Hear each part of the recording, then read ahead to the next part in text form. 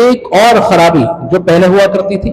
اللہ تبارک و تعالیٰ اس آیت میں ارشاد فرما رہا ہے کہ وَإِنْ أَرَدْتُمُ اسْتِبْدَالَ زَوْجٍ مَّكَانَ زَوْجٍ، اور اگر تم ایک بیوی کو دوسری بیوی سے تبدیل کرنا چاہو، یعنی کہ اگر کوئی دوسری عورت پسند آ گئی ہے اور اب تم اپنی پہلی بیوی کو طلاق دینا چاہتے ہو دوسری بیوی سے نکاح کرنے کے لیے، یا دوسری بیوی چاہتی ہے کہ میں جب تک تم سے نکاح نہیں کروں گی کہ جب تک تم پہلی بیوی کو نہیں چھوڑ دیتے، یہ بہت عام ہے، مرد جو ہے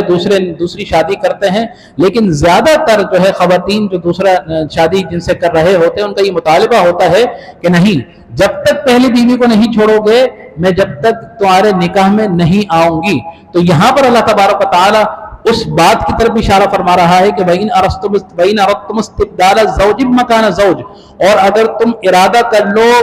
پہلی بیوی کو طلاق دے کر دوسری سے نکاح کرنے کا، وَآتَيْتُمْ إِحْدَاهُنَّ قِنْطَارًا، اور تم دے چکے ہو انہیں بھاری رقم مہر کی صورت میں، تحفے کی صورت میں، عطیات کی صورت میں۔ بعض اوقات ایسا ہوتا ہے نا کہ اگر کسی نے مہر رکھا سپوز کریں 1,00,000 روپے، لیکن جو ہے منہ دکھائی کے طور پر اس کو بہت سی چیزیں دی جا رہی ہیں، اس کو سونا دیا جا رہا ہے، اس کو جائیداد دی جا رہی ہے، رقم دی جا رہی ہے، پیسے دیے جا رہے ہیں، تو شوہر جو ہے وہ دیتے ہیں بیویوں کو، لیکن کسی زندگی کے کسی ایسے موقع پر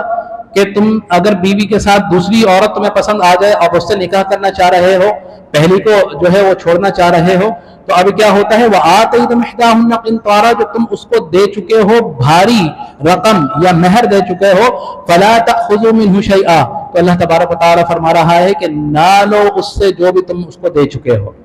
یہ بہتر نہیں ہے، کچھ بھی نہ لو یا تھوڑا سا بھی نہ لو۔ تو اللہ تبارک و تعالیٰ مرد کا اخلاق یہاں پر اس کی تربیت فرما رہا ہے کہ تم مرد ہو، تمہارا یہ اخلاق ہونا چاہیے، جو کچھ تم دے چکے اس کو دے دو، اس سے واپس لینے کا تقاضا نہیں کرو۔ أَتَأْخُذُونَهُ بُهْتَانًا وَإِثْمًا مُبِينًا، اب کیسے واپس لے سکتے ہیں؟ مہر کس طرح واپس لیا جا سکتا ہے؟ کہ زبردستی واپس لو گے؟ مرد کے پاس ایک ہی طریقہ بچتا ہے جو پہلے بھی ہوتا تھا، کہ پھر کیا ہوتا تھا کہ ان پر بہتان لگایا کرتے تھے کہ میری جو بیوی ہے وہ جو ہے غلط افعال میں ہے، بدچلن ہے، یا اور بہت سے جو ہے جو ان پر تہمت لگائی جاتی تھی بہتان لگا کر، تاکہ بیوی برداشت نہ کر سکے، اور وہی والی بات کہ عورت مرد اس کو طلاق نہ دے، بیوی تنگ آ کر کہے کہ جی مجھے فلاں دے دو، اور جو بھی مہر تھا وہ اس کو واپس کر دے۔ ایک طریقہ کار جو ہے وہ بنایا جاتا تھا، تو اس بات پر اس جو عمل تھا اس پہ بھی اللہ تبارک و تعالیٰ ارشاد فرما رہا ہے کہ تب تم دوسرا نکاح کرنا چاہو اور جو تم دے چکے ہو تحفوں کی صورت میں، مہر کی صورت میں، تو تمہیں یہ کرنا ہے کہ تمہیں ان سے کچھ بھی واپس نہیں لینا، اور اگر تم واپس لینا چاہتے ہو اور اس پر بہتان لگا کر اور اس پر غلط الزام لگا کر، تو کیا یہ تمہارے لیے ٹھیک ہے؟ اللہ تبارک و تعالیٰ فرما رہا ہے کہ وَإِثْمًا مُبِينًا، یہ جو ہے گناہ ہے، صریح گناہ ہے۔ اگر کسی پہ جھوٹا الزام لگا کر، ہو سکتا ہے وقتی طور پر بیوی تنگ آ کر تمہیں کہہ دے کہ جی ٹھیک ہے میں تمہیں مہر واپس کرتی ہوں، مجھے طلاق دے دو، مجھے خلا دے دو، اور وہ واپس اپنے گھر چلی جائے، اور یہ تمہارے ہتھ کنڈوں سے تمہارا وہ رقم جو ہے واپس ہو جائے، تو لہٰذا شریعت نے دوسرے نکاح کی منع نہیں کی، لیکن یہ بتا دیا کہ جو دے دیا دے دو، دوسرا نکاح کر لو، دوسرا حق مہر اس کو دے دو، اس سے اس طرح واپس نہ اٹیاؤ۔ تو یہاں پر بھی اللہ تبارک و تعالی نے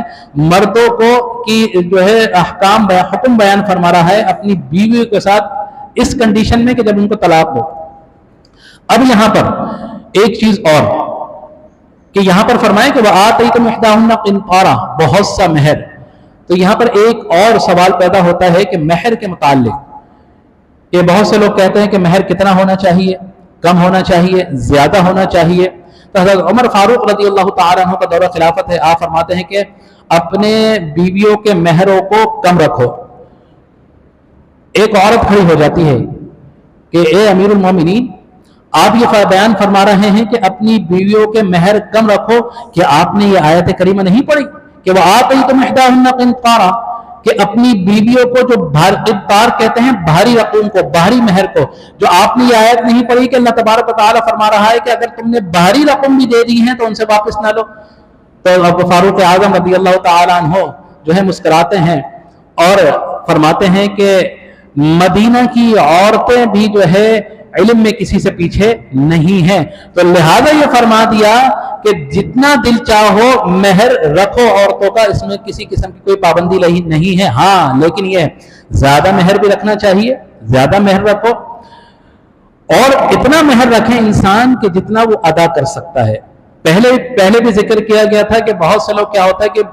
عورت اگر کو پسند آ جائے، بہت زیادہ خوبصورت ہے، وہ شادی نہیں کرنا چاہتی، تو کیا ہوتا ہے کہ شوہر کہتا ہے کہ نہیں جی میں تمہیں اتنا مہر دے دوں گا، میں گاڑی بھی دے دوں گا، میں گھر بھی دے دوں گا، جائیداد بھی دے دوں گا، یہ بھی دے دوں گا،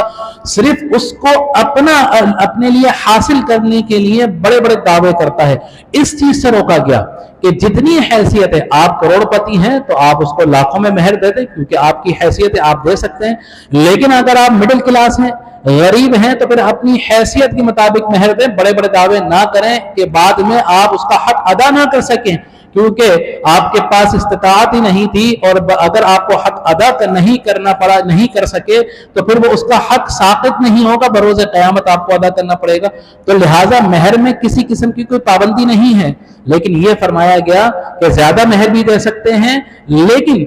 جو بھی آپ کی حیثیت ہو اس کے مطابق اس کو مہر دو، اپنی حیثیت سے زیادہ اس کو مہر نہیں دو. پھر اگلی آیت میں اللہ تبارک و تعالیٰ ارشاد فرما رہا ہے، آخری آیت آپ کے سامنے جو ہے پیش کر کے اجازت چاہوں گا کہ وَكَيْفَ تَأْخُذُونَهُ وَقَدْ أَفْضَىٰ بَعْضُكُمْ إِلَىٰ بَعْضٍ وَأَخَذْنَ مِنْكُمْ مِيثَاقًا غَلِيظًا. اور تم وہ مال کیسے واپس لے سکتے ہو حالانکہ تم تنہائی میں ایک دوسرے سے مل چکے ہو اور وہ تم سے مضبوط عہد لے چکی ہیں. اب یہاں پر مہر واپس کرنے کی کہ مہر لازم کب ہوگا یا کب لازم نہیں ہوتا، وہ کنڈیشن بیان کی جا رہی ہے. وَكَيْفَ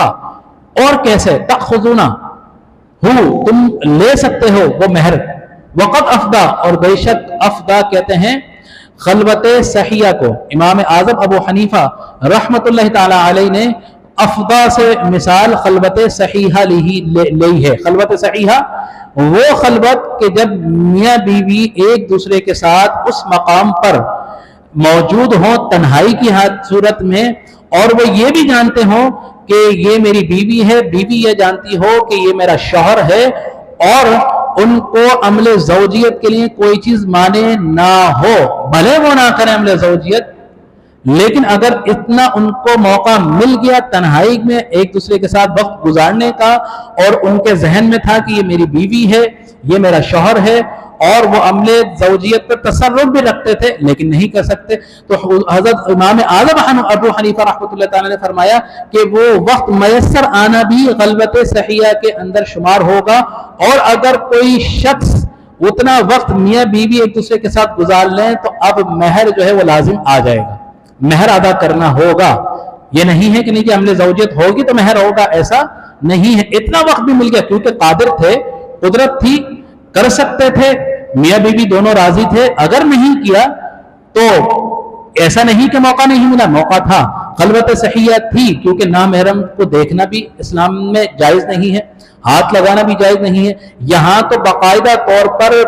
جو ہے ایک دوسرے سے ملاقات کی جا رہی ہے،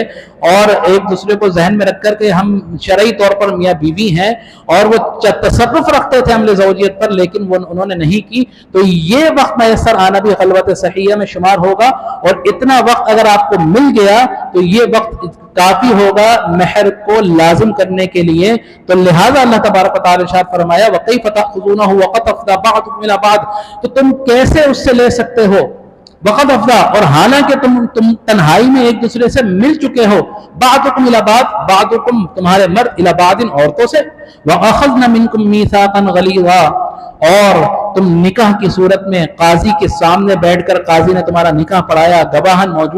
موجود تھے، ایک دوسرے سے تم نے بھاری عہد و پیما کر لیے. جب عہد و پیما کر لیے تو اس صورت میں تم اس سے اس کا مہر کس طرح واپس لے سکتے ہو. تو لہٰذا یہ چند مسائل تھے جو عورتوں کے حقوق کے متعلق،